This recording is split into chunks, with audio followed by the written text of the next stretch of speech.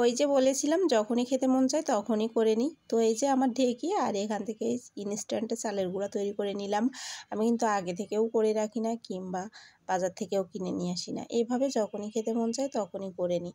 আর এই যে দিয়ে দিলাম আটা। আমার বাসায় যখন যেটা থাকে আটা ময়দা তখন সেটা দিয়েই করি। দিয়ে দিলাম স্বাদ মতো লবণ আর এই যে গরম জল দিয়ে ভিজিয়ে রেখেছিলাম চিনি, এটা দিয়ে দিলাম। এটা দিয়ে কিন্তু এবার ডোটা তৈরি করে নেব। আর যদি জল লাগে অল্প অল্প করে দিয়ে তারপরে ডোটা কিন্তু সুন্দরভাবে তৈরি করে নেব।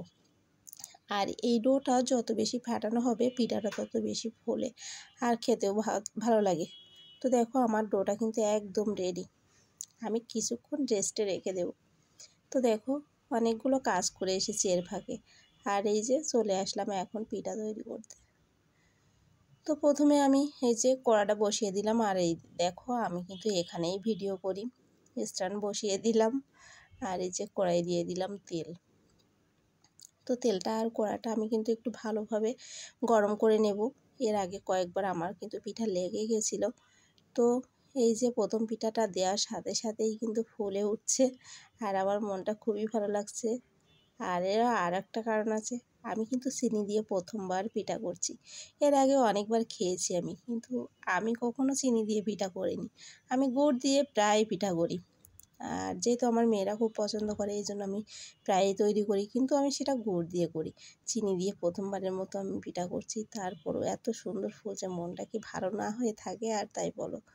তো এই যে পিঠা একে একে উঠিয়ে নিচ্ছে। আর আমি কিন্তু যখনই পিঠা করি তখনই কিন্তু এইভাবে কাঠি দিয়ে পিঠা ফুটিয়ে ফুটিয়ে তারপরে উঠাই। তো দেখো এভাবে যদি কাঠি দিয়ে ফুটিয়ে উঠাই, দেখো কড়াইয়ের গায়ে রেখে দিছি আর এই যে এক্সট্রা যে তেলটা সবটাই কিন্তু ঝরে পড়ে যাচ্ছে। পিঠার গায়ে কিন্তু একটু আর তেল থাকছে না। আর আরও একটা বিষয় আছে, এর ভিতরে যদি কোনো কাঁচা থাকে কিংবা কোনো সমস্যা থাকে এভাবে ফুটিয়ে উঠালে কিন্তু সেটা আর থাকে না। তো তোমরা কারা কারা কাঠি দিয়ে ফুটিয়ে পিঠা উঠাও অবশ্য কমেন্ট করে জানিও। ঝাঁঝরি দিয়েও করি, কিন্তু এটা দিয়েই আমার বেশি ভালো লাগে। আর যেহেতু একা একা উঠাচ্ছি, এক হাত দিয়ে ফুটিয়ে রেখে দিচ্ছি আর এক হাত দিয়ে দিচ্ছি, কত সুন্দর তাই না? তো দেখো মনে হচ্ছিল একটু চিনি দিয়েই বেশি হয়ে গেছে। দেখো পাশটা একটু লাল লাল হয়ে গেছে, তারপরেও খেতে কিন্তু অনেক মজা হয়েছিল। তো আর আমি পিঠা করছি আর এদিকে বৃষ্টিও থেমে যাচ্ছে, তাই বলো কি প্রচুর পরিমাণে বৃষ্টি হচ্ছিল, সেই ভেবে কিন্তু পিঠা তৈরি করা। আর আমি আটা দিই এই কারণে, আটাটা দিলে কিন্তু পিঠাটা নরম থাকে। শুধু চালের গুঁড়া দিয়ে পিঠা তৈরি কোনো কোনোটা কিন্তু শক্ত হয়ে যায়, এটা কিন্তু বেশিক্ষণ নরম থাকে না। আর আটা বা ময়দা দিলে বেশ কিছুক্ষণ কিন্তু নরম থাকে আর এই পিঠা শক্তই হয় না। আর আমার মেয়েরাও কিন্তু খেতে খুব ভালোবাসে আর নরমটা কিন্তু ওরা খেতে পারে। তো এই জন্যে আমি প্রায় ময়দা বা আটা ব্যবহার করি।